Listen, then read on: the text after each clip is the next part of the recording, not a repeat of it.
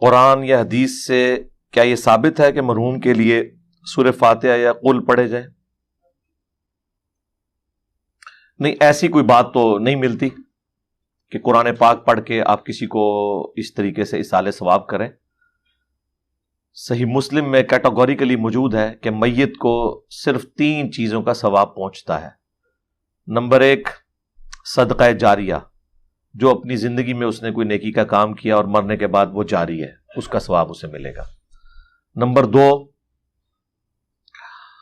علم کی بات، جس طرح امام بخاری، امام مسلم نے ایک علمی خدمت کی، قیامت تک جتنے لوگ یہ کتابیں پڑھیں گے، امام بخاری، امام مسلم کو اس کا ثواب ملے گا، انہی کو ڈیزرو کرتے ہیں وہ۔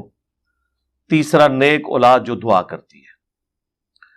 نیک اولاد کی دعا بھی اور نیک اولاد کے اعمال کا ثواب بھی آٹومیٹکلی ماں باپ کو پہنچ جاتا ہے، چاہے وہ زندہ ہوں یا مردہ۔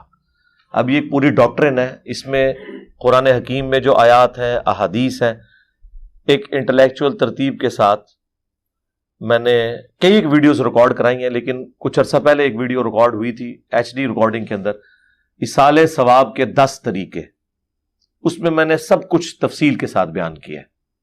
اس میں یہ قرآن پڑھ کے بخشنے والا معاملہ کوئی بھی ثابت نہیں، کسی ضعیف روایت سے بھی ثابت نہیں ہے۔ باقی ایصال ثواب کے جو طریقے ہیں وہ میں نے سارے ترتیب کے، تقریباً 1.25 گھنٹے کی وہ ویڈیو آپ دیکھ سکتے ہیں، وہ کچھ عرصے میں 1 ملین کراس کر گئی تھی۔